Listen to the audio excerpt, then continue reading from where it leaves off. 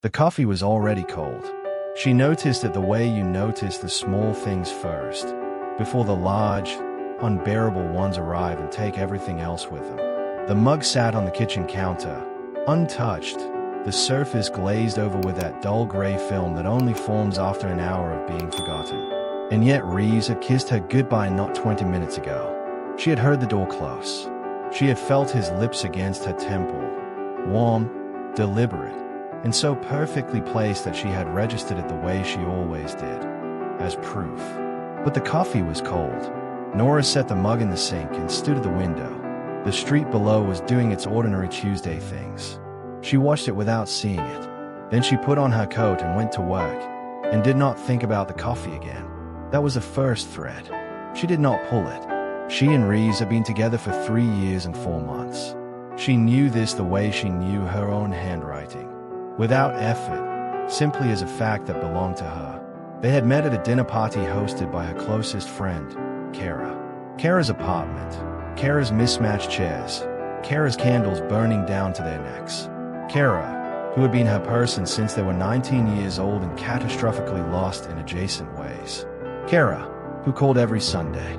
Kara, who knew exactly which of Nora's silences meant peace, and which meant she was holding something sharp inside her chest that she could not yet put down. It was Kara who had looked across the table that night and said, "Nora, this is Reeves. He's an architect. I think you two will like each other." He had passed her the salt before she asked for it. She had looked up. He had already looked away. She had thought, there's a man who pays attention. Reeves was precise in the way that felt like love. He remembered anniversaries without ceremony, a reservation at exactly the right kind of restaurant, a single flower on the table rather than a dozen. He fixed things before they broke. He left short notes, factual, not romantic, but present. Gone early, back by 7. The dry cleaning is ready. She had loved this about him. She had told Kara, once, that she had never felt so consistently held by another person. Kara had smiled and said, "You deserve that. You really do." She had meant it. At the time, Nora was certain she had meant it. Kara was a photographer. She moved through the world like someone perpetually framing it, head slightly tilted, eyes measuring the precise distance between things. She smelled like cedar oil and darkroom chemicals. She was the kind of beautiful that accumulated rather than announced itself. She had a gift for making everyone in any room feel like the only person she had come to see. Nora had never had a reason to see any of this differently. That was the second thread. She did not feel it yet. What happened next did not arrive all at once. It arrived the way cold arrives in a room with a broken window. You don't feel it immediately. You feel it when you finally stop moving. If you've ever felt something wrong before you could name it, stay with this. Right pointing black triangle, subscribe to Jewel Story TV and turn on the bell. Because this story is only just beginning to show you what it is. The first time Nora felt something she could not explain was a Thursday evening in late August. Reeves had texted at 4 in the afternoon. "Working late tonight. Big deadline. Don't wait up." She had read it at her desk and typed back, "Okay. Eat something."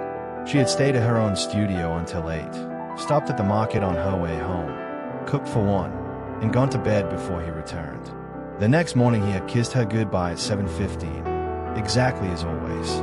What she did not know, not then, was that Kara had posted a photograph to her private story that same Thursday evening at 6:42 p.m. A corner of a white tablecloth, the rim of a wine glass, a man's hand, partially visible, resting at the edge of the frame. Kara had deleted it within minutes, but Nora's colleague Jade had seen it, thought nothing of it, and happened to mention it 3 weeks later in the most offhand possible way.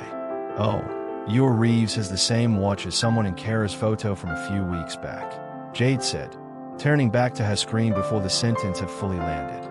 "Funny, isn't it, how you start noticing things like that?" Nora had laughed lightly and said, "It's a common style." Then she had gone to the bathroom and stood at the sink with the tap running and looked at her own face in the mirror for a long time. She told herself, "It is a common style. It means nothing. Kara and Reeves are friends. They became friends through me. Naturally. Because that is how it works." And she ran cold water over her wrists and dried her hands and went back to her desk and did not mention it. Not to Jade. Not to Reeves. Not to Kara, who called that Sunday, right on schedule, warm and present and completely like herself. "How are you really?" Kara asked. That was always how she opened the Sunday calls. "How are you really?" The really doing the work of unlocking whatever Nora was holding. "Good," Nora said. "I think I've just been tired." "You worked too hard," Kara said, and her voice was so genuinely soft, so entirely familiar, that Nora felt the small tightness in her chest dissolve. "Reeves worries about you. You know, he mentioned it the other day." Nora paused. "You spoke to him?" "Briefly. I ran into him getting coffee near my studio." A small, easy laugh. "Small city," Nora said. "Right. Small city." She stayed on the call another 20 minutes. She asked about Kara's November shoot. She listened to the answer. She said goodbye with real warmth. And then she sat in the quiet of her apartment with the phone in her lap and felt the tightness return. Different this time. Lower, more precise, like a key turning in a lock she had not known existed. 2 weeks later, Nora made the mistake she would not understand was a mistake until much later. She was having a difficult week. The gallery piece was stalling, she was sleeping badly, and she had a specific feeling she could not locate or name. A low-level wrongness that seemed to cling to the ordinary surfaces of her days. On a Wednesday afternoon, she called Kara instead of sitting alone with it. "I need to talk," she said. "Something feels off." "With Reeves?" "With me? I don't know." And Kara said, immediately, "Come over. Right now. I'll make tea." So Nora went. She sat in Kara's kitchen at the small round table and wrapped both hands around a mug and told her best friend that she felt Reeves pulling away. That the distance she had been sensing was not something she could point to directly, but was real. She was certain it was real. That some nights, she reached for him in the dark and found only the absence of him. A body present, but not there. That the morning goodbye had started to feel, somehow, like punctuation at the end of a sentence she wasn't being allowed to read. She looked up from her mug. Kara was watching her with an expression of such practiced compassion that Nora felt her eyes fill. "I think I might be losing him," Nora said, "and I don't even know what I did." Kara reached across the table and placed her hand over Nora's. "You didn't do anything," she said. Her voice was very steady. "Reeves loves you. I know he does. Sometimes people go through phases. Distance doesn't always mean what we think it means." She squeezed Nora's hand. She held her gaze. She was entirely, flawlessly present. Nora nodded. She believed her. She drove home feeling lighter, genuinely lighter, held together by her best friend's certainty. What she did not know, what she could not have known, sitting at that small round table in Kara's kitchen, pouring her fear into hands that were already stained with it, was that Reeves had been in that apartment 72 hours earlier. That the mug she was drinking from had been washed and returned to its hook specifically because of that. That the small round table had held different things that night. She did not know any of this. She drove home. She made dinner. When Reeves came back that evening, she looked at him with new eyes, softer, more patient, and he smiled at her the way he always did, and kissed her, and asked about her day. And she told him she'd had tea with Kara, and he said, "How is she?" with such perfectly calibrated ease that she heard nothing in it except the question. That night she slept better than she had in weeks. She slept better, and she had no idea why she shouldn't have. If you've ever been the last person in the room to understand something, this moment is for you. Don't go anywhere. Like this video and subscribe. Turn on the bell. What comes next changes everything. The second crack arrived 6 days later, and unlike the first, this one did not close. Reeves had left early that Saturday. A site visit, he said. One of the contractors needed him on location by 8. She had kissed him goodbye at the door, half awake, her hair loose, still wearing his oversized gray sweater that she slept in when she was cold. He had looked at her for a moment longer than usual before he left. She had registered it as tenderness. By 10 o'clock she had showered, made coffee, hot this time, drunk immediately, and sat down to work on the gallery piece. By 11, something made her stop. It was not dramatic. It was a detail, small and administrative, the kind that should not have mattered. She was looking for a receipt for a shared subscription renewal and had gone through the joint email account they used for household things. She found the receipt. She also found, 3 threads below it, an email confirmation for a reservation. A restaurant. The Saturday prior. 8:15 p.m. table for 2. She sat with that for a long time. The Saturday prior, Reeves had told her he was tired. He had come home at 6, eaten leftovers, gone to bed by 9:30. She remembered this clearly because she had felt a faint sadness about it. She had been hoping they might walk somewhere, get a drink, reclaim some of the ease between them. He had been tired. He had gone to bed at 9:30. The reservation was for 8:15 p.m. She closed the laptop. She sat in the kitchen with her hands flat on the table and breathed carefully, the way you breathe when something is breaking inside your chest and you're trying to prevent it from showing on the outside. She waited for an explanation to arrive, a surprise she had forgotten, a work dinner she had misremembered, any scaffolding at all. None came. She did not call Reeves. She did not call Kara. She sat in the apartment alone for 2 hours, and then she put on her coat and went to the gallery and stood in front of the half-finished piece she had been making for 7 months and looked at it without seeing it. A young intern passed her in the corridor and asked if she was all right. She said, yes. Just thinking. She was thinking. She was thinking precisely and without mercy about every evening, every excuse, every practiced smile. She was thinking about the receipt she had found weeks ago, Kara's handwriting, the single word sorry, placed on the counter of her own kitchen, as if sorry were something you could leave behind and still collect the benefit of having said. She was thinking about the phone placed face down in Kara's lap at lunch. She was thinking about Small City. She was thinking about the way Reeves had looked at her in the doorway that morning, one beat too long, as if he were memorizing something he intended to leave. She was assembling, and the picture it made was unbearable. That night she said nothing. She cooked. She sat across from him at the table they had bought together at a market 3 years ago, and she watched him eat and speak and reach for his water glass, and felt as though she were watching a film of someone she used to know. He was funny at dinner that night. He made her laugh twice, genuinely, and that was the most disorienting thing of all, that she could still be reached by him, that the instrument of the wound still played.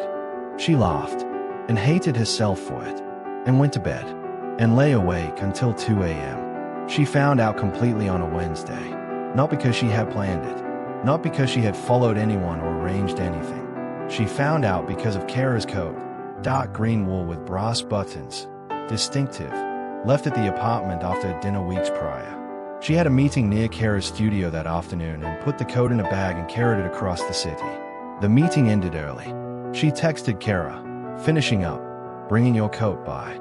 No reply came. She knew where the spare key was, a magnetic box on the underside of the fire escape landing, the kind of arrangement that requires no formal agreement, only years. She let herself in. The studio was dim. Heavy curtains pulled, the kind Kara used when developing, floor to ceiling, blocking every blade of light. Nora set the bag down and called out softly into the quiet. No answer. She moved further in, past the work table, past the rows of prints hanging like laundry from another world. And then she heard them. Not the words first. The register, that specific, unguarded frequency that only exists between two people who believe they are completely alone. It came from behind the door at the back of the studio. A gap of 2 inches. The kind of gap left not by carelessness but by certainty. Reeves's voice. Low, settled, utterly at home. And Kara's, softer than Nora had ever heard it. Yielding. The voice of someone who has stopped performing and let the real thing show. Nora stood in Kara's studio and understood. Not as a shock, as a confirmation. The way a diagnosis lands when you have already, quietly, understood what the symptoms meant. Not relief exactly, but the terrible clarity of a thing finally permitted to be known. Every thread she had gathered and placed out of reach came loose at once. The cold coffee, the watch in the photograph, Small City, the table for 2, Kara's hand over hers, steady and warm, while the secret sat between them like a third person in the room. She left before they came out. She took the bag, the coat still inside it, and she walked back through the studio and out the door and pulled it shut behind her with a care that felt like madness, the specific insanity of muscle memory continuing to function while everything else collapses. She went down the fire escape stairs. She turned left at the bottom because left was away. She walked for a long time, and it was somewhere in the middle of that walk, standing at a crossing she did not recognize, that the second thing arrived. It was a detail she had never examined. A detail so small she had stored it without cataloging it. The way you drop a coin in a drawer and forget it until years later when it turns out to be rare. The detail was this: Kara had thrown the dinner party. Kara had introduced them. Kara had placed her across the table from Reeves, had leaned over and said his name and said, "I think you two will like each other," and then had watched it happen. Nora had always understood this as a gift. The generous instinct of a best friend who wanted you to find something real. She understood now that she could no longer be certain what instinct it had been. How long? That was a question she had no answer to. How long before the dinner party had they known each other? How long into her relationship with Reeves had it begun? Whether Kara had watched the whole of it unfold from a position of knowledge that Nora had never once suspected. Whether those Sunday calls, all of them, every one, had been acts of management rather than love. Whether she had ever, even once, been the only one in any room. She stood at the crossing and felt something she had not expected. Not grief yet. Not rage yet. Something more precise than both. Something that felt like discovering that the house you grew up in was never built on the foundation you were told it was, and the ground beneath it had been shifting the entire time, and you had simply never had occasion to test the flaw. She was 31 years old, and she had just realized she had been the architecture, not the person living inside it. The structure itself. The thing that made their life together possible. The presence that gave Reeves a home to return to and Kara a friendship to stand inside of while they used the space it created. The light changed. She crossed the street. She went home. She went home. And what she did next, what she said, what broke, what was finally admitted in that apartment, is the part that will stay with you longest. Don't leave now. Subscribe to Jules Story TV. Turn on the bell notification. And do not look away. She did not plan it. There was no prepared speech, no arrangement of evidence on the table, no staging of the room for maximum effect. She simply sat down in the kitchen and waited, the way you wait when you have finally stopped spending energy on the alternative. Reeves came home at 6:58. She heard the key. She heard the specific creak of the third floorboard that he had never discovered in 3 years and 4 months of living in her space. She heard him set his bag down. Then he came to the kitchen doorway and saw her, and the sentence he had been about to say dissolved before it could form. The air in the room told him everything. "Nora," he said. Her name. The way people say it when they need a moment.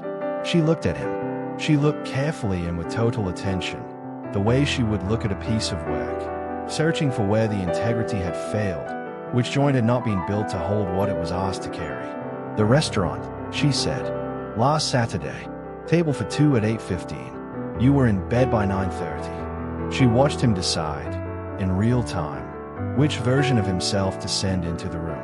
She watched the decision take longer than it should have. And then she watched the decision fail. His face did something she had never seen it do. It did not collapse dramatically. It did something quieter and more disturbing. It simply stopped performing. And what remained underneath was a person she did not fully recognize. "Nora, how long?" Not a question. A demand so quiet it had no need of volume. He opened his mouth, closed it. She watched his jaw tighten. She watched him look at the floor, then back at her, then at a point somewhere between them that was easier than her face. "Nora, I'm sorry. How long?" A silence that lasted long enough to be its own answer. Then, over a year. She had thought she was ready for a number. She was not ready for that number. Over a year. Over a year of morning kisses and short notes and dinners and laughter, and reaching for him in the dark and Sunday calls with Kara, and tea in Kara's kitchen, and her own words spoken into Kara's hands. "I think I might be losing him, and I don't even know what I did." She stood up from the table. She knew, Nora said. When I came to her, when I told her what I was feeling, she already knew. He said nothing, which was all the answer she needed. The room felt very still. Not the quiet of peace, but the quiet of something structural, giving way beneath the surface. The sound a building makes in the seconds before. Did you love her the whole time? The question surprised her, coming out of her own mouth. She had not known she needed to ask it. He looked at her. His eyes were wet. She noticed this and felt nothing about it. I don't know what I felt, he said. Nora, I know that doesn't. No, she said. It doesn't. She was not crying. She registered this with a kind of distant interest, as if observing herself from a few feet back. She had expected tears. Instead, what she had was clarity. Sharp, cold, total clarity. The kind that only becomes available once the last possibility of being wrong has been removed. You kiss me goodbye every single morning, she said. Her voice was very level.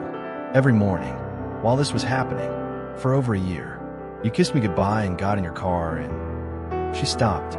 Not because she couldn't continue, because she had understood, in the middle of the sentence, that continuing would be for him. And she was done spending herself on him. Leave tonight, she said. Everything else we do slowly. But you leave tonight. He reached for her arm. Not aggressively, desperately. The way people reach when they understand they are losing something and have only just understood its weight. She stepped back. One step. Enough. Nora, please. I am not angry, she said, and meant it. I'm something much worse than angry. I am done. He left. She stood in the kitchen for a long time after the door closed. Then she walked to the sink and poured out the glass of water that had been sitting there since morning. She watched it go down the drain. She rinsed the glass. She dried it. She placed it back in the cabinet. Outside, October had committed at last to full dark. She did not call Kara that night. She thought about it. She thought about the call she would make and the explanation that would come from the other end. Fractured, tearful, desperate to frame it in a way that left something salvageable. She thought about all the Sunday calls, the corner tables, the hands across the small round table in Kara's kitchen. She thought about I think you two will like each other and wondered, for a moment that cost her considerably, whether that sentence had ever been a gift. She could not answer that. She was not certain she wanted to. Kara called the following morning. Nora looked at the name on the screen, looked at it long enough to feel every specific weight attached to it, and then placed the phone face down in her lap. She understood the symmetry of that. She did not find it satisfying. A week later, Kara appeared at her building. Nora saw her through the window, standing below on the pavement, looking up, her dark green coat buttoned to the neck. Nora stood at the glass and looked back and felt a grief so specific it had no name she knew. Not for what had been done to her, for what she was losing. Because the woman standing on the pavement had been real, too.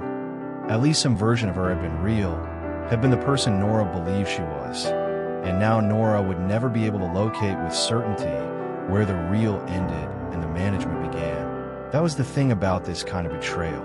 It did not just remove what it took. It infected what remained. She did not go downstairs. Eventually, Kara left. The dark green coat hung on the hook by her door for 3 weeks before she finally moved it. Not thrown away. Moved. Placed in the back of the wardrobe, behind things she never wore, where it became just another object in the dark that she knew was there without having to look at it. In the weeks that followed, she did not perform recovery. She did not announce her healing or fill her calendar with deliberate distraction. She went to work. She finished the gallery piece, and when it was hung and lit in the white space on opening night, she stood in front of it and understood something about what she had made. 7 months of building it during the slow disintegration of everything she had trusted. The work had been absorbing what she had been unable to name. It showed. The piece was the best thing she had ever made, and it had been built, unknowingly, out of the very thing that had been destroying her. People came up to her that night and asked what it was about. She said, "Architecture. What holds and what only appears to." A man in a gray jacket wrote it down in his notebook. She watched him write it and thought, yes, exactly that. She thought about Reeves, who designed buildings for a living and had understood precisely which elements of a structure need to be real and which only need to look real to the person standing inside them. She thought about how completely she had been standing inside his. She thought about over a year, those 2 words that had rearranged every memory she owned, cast each one in a different light. changed the meaning of ordinary evenings and morning goodbyes and short notes left on the counter until none of them meant what she had believed them to mean. She allowed herself to be angry, alone in her apartment, on one specific night. She sat on the kitchen floor with her back against the cabinet and felt the anger move through her. Not explosive, not wild, but deep and structural, the kind that comes from understanding the full scale of what was taken and how carefully the taking was arranged. She sat with it until it had said everything it needed to say. Then she got up, washed her face, made tea, went to bed. That was enough. There was a morning, about 6 weeks out, when she woke before the alarm and lay still in the quiet and did something she had not done in a long time. She took an honest inventory, not of what had been lost, that accounting was done, of what remained. Her work, which was growing. Her apartment, which was haze again in every room. The coffee, hot, because she made it when she wanted it and stood at the window and drank it immediately and watched the street below come to life in the early light. And no part of this morning required her to be anything other than exactly what she was. And the knowledge, that was what remained most clearly, most permanently, most usefully. A knowledge of herself that she had not had before. Specifically, the knowledge that she had been right. Every thread she had gathered and placed out of reach, every wrongness she had sensed and chosen not to pursue. She had sensed them because they were real. She had not been paranoid. She had not been insecure. She had been correct, and the version of herself that had refused to fully believe it had been protecting something she had believed was worth protecting. She understood now that protection of that kind is not weakness. But she also understood its cost. She thought about trust, not as an emotion but as a structure, something built jointly, in full light, with both parties present and accountable. And she understood with absolute clarity that what Reeves and Kara had built was not trust. It was a simulation of trust, load-bearing in appearance, hollow at the joint, and she had been living inside it, weight and all, for over a year, sustained by the performance of its stability. She had not failed to see it. She had been shown only the exterior. She got up, made her coffee, stood at the window. The street below was exactly the street it had always been. The same pigeons on the sill across the way. The same woman with a large dog, coat pulled tight. The city indifferent and continuous, carrying its thousands of private catastrophes and quiet reinventions simultaneously, requiring nothing from her except that she continue. She drank her coffee while it was still hot, and the morning, which was only the morning, was enough. Reeves had kissed her goodbye every morning for 3 years and 4 months. She understood now that a goodbye performed with that degree of consistency is not love. It is maintenance. A ritual so thoroughly rehearsed it no longer requires intention, only habit, and the body's willingness to go through the motions of a thing long after the thing itself has quietly left the room. He had been leaving the entire time. She had been the last to know, but she was the only one who left clean. If this story found you at the right moment, you are not alone. Every person who has ever trusted completely and been handled carefully is in this story somewhere. Share it with someone who needs it. Like this video. Subscribe to Jewel Story TV. Turn on the bell, because the next story is already waiting for you. We will see you in the next one.